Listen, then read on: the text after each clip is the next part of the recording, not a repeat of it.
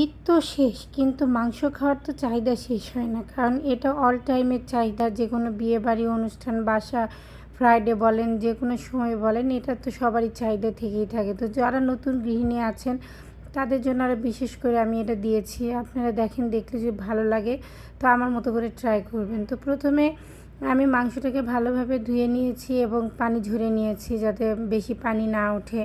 তারপরে তার মধ্যে একে একে সব ধরনের মশলা দিয়ে দিচ্ছি। আমি কাঁচামরিচটাও অ্যাড করে দিচ্ছি, কারণ হচ্ছে যে কাঁচামরিচ আগে থেকেই দিলে হয় কি পেঁয়াজের সাথে ভালোভাবে পেস্ট হয়ে যায়। ভালোভাবে পেস্ট হলে তাহলে এটার আর কোনো খোসা থাকে না। এভরিওয়ান, আসসালামু আলাইকুম। কেমন আছেন সবাই? আশা করি আল্লাহর মতো ভালো আছেন, আমিও ভালো আছি। তো এই যে দেখেন, ভালোভাবে মাখাতে হবে, কারণ যত মাখাবো তত মাংসের মধ্যে মশলাগুলো যাবে। তো মাখানোর পরে আমি একটু 5 মিনিট রেস্ট দিয়েছিলাম। তারপরে আবার একটু মাখিয়ে নিব এদিক ওদিক করে, কারণ যত ভালো মাখা হবে মাংসর ফ্লেভার, মাংসের টেস্ট তত বেশি ভালো হবে। তো এইভাবে মাখার পরে একটু পানি দিয়ে আমি হাতটা ধুয়ে নিব, কারণ হচ্ছে যে বেশি পানি দিব না। আর পানিটা অবশ্যই ঠান্ডা পানি দিব, গরম পানি ব্যবহার করব না। কারণ গরম পানি পরে মাংসের ঝোলের ক্ষেত্রে লাগবে, কিন্তু এখন দরকার নেই।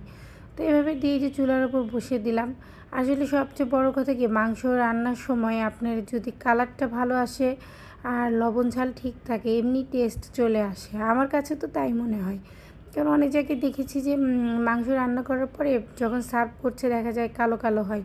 আমি বুঝি না কেন। তো যাই হোক, আমিও কাঁচামরিচ ইউজ করেছি। অনেকে হয়তো বা ভাববেন যে কাঁচামরিচের জন্য মাংসের কালারটা কালো হয়, আসলে তা না।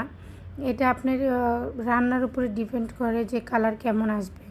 তো দেখেন, আমি একটু বেশি গুঁড়ামরিচ দিইনি আজকে, কাঁচামরিচ দিয়েই করবো যেন ফ্লেভারটা অনেক সুন্দর আসে, কারণ টাটকা মাংস ভালো লাগবে।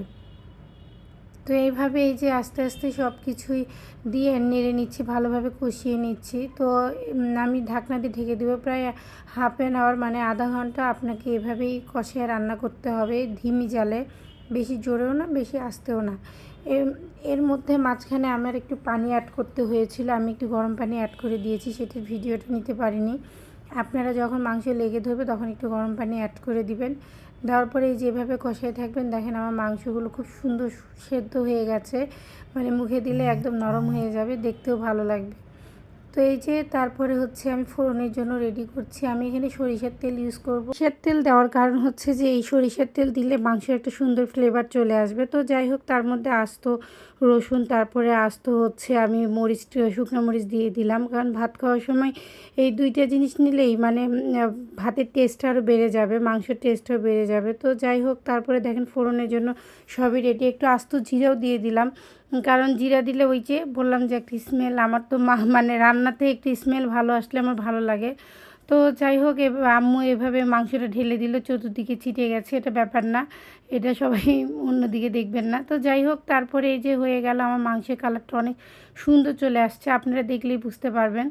তো সবাই এভাবে রান্না করার চেষ্টা করবেন। এখানে ছোট্ট একটা টিপস দিয়ে দেই, আমি এটাই আজকে কষিয়ে রান্না করলাম, কিন্তু অনেকের হাতে যদি সময় না থাকেন, আপনি প্রেশার কুকারে 4টা সিটি দিয়ে এভাবে রান্না করতে পারেন। তো ভালো থাকবেন সবাই, আর বাসায় ট্রাই করে দেখবেন কেমন লাগে। আসসালামু আলাইকুম।